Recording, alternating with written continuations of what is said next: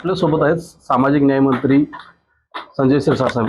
साहेब, संभाजीनगरमधील जे सोनं गेले ते आरोपी सापडले, मात्र सोनं नक्की गेलं कुठे? अरे तुम्हाला सोन्याचं काय पडलं? आरोपी सापडले, सोनंही सापडलं. आणि तपासामध्ये जो काही वेळ लागतो त्याचे काही कारण आहे.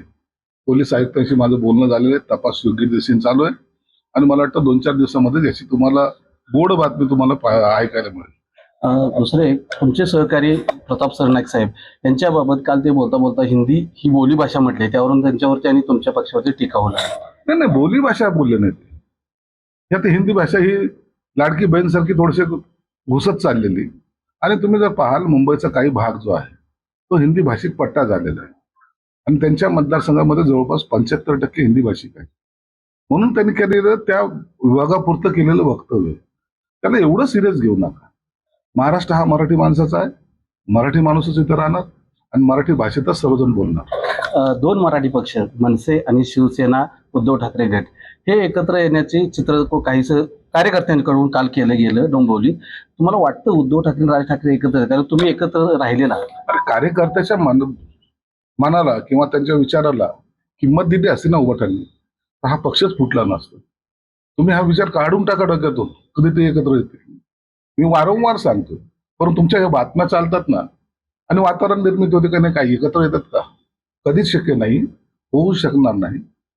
शिवसेना प्रमुख हयात असताना शिवसेना प्रमुख व्हायचे का राजला बरोबर नाही घेऊ शकले. जे स्वतः स्वार्थपोटी काही करू शकतात ना ते कधी एकत्र येणार नाही. आपल्या पक्षाचे नेते एकनाथ शिंदे साहेब यांच्या नगर विकास खात्यावरती कॅगने ठपका ठेवलेला आहे की घनकचऱ्याचा प्रश्न हा त्यामुळे प्रलंबित राहिला.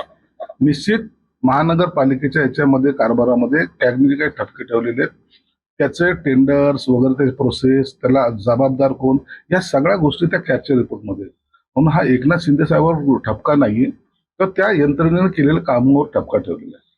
त्याची आणि एकनाथ शिंदे साहेबांशी जोड करू नका आणि जो त्यांनी रिपोर्ट दिला त्यानुसार सर्वांवर कारवाई केली जाणार. शेवटचा प्रश्न, मंत्री कोकाटे यांच्या वादग्रस्त विधानाचे खरं तर वारंवार होते. परवा म्हणजे ढेकाचा पंचनामा करायचा, काल म्हणजे ओसाडगावचं पाटील. खरंच महायुतीत मंत्रिपदावरून दुसपूस आहे? नाही, काय दुसपूस वगैरे काही नाही.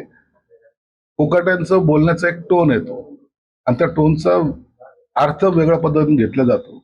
मी स्वतः कोकाट्यांना सांगितलं की तुम्ही असे वक्तव्य करू नका जेणेकरून ते तुमचे अंगलट येतील. पण एखाद्याची बोली भाषा असते ना त्याला इलाज नसतो. म्हणून कोकाटे मला वाटतं याच्यानंतर संयमाने बोलतील.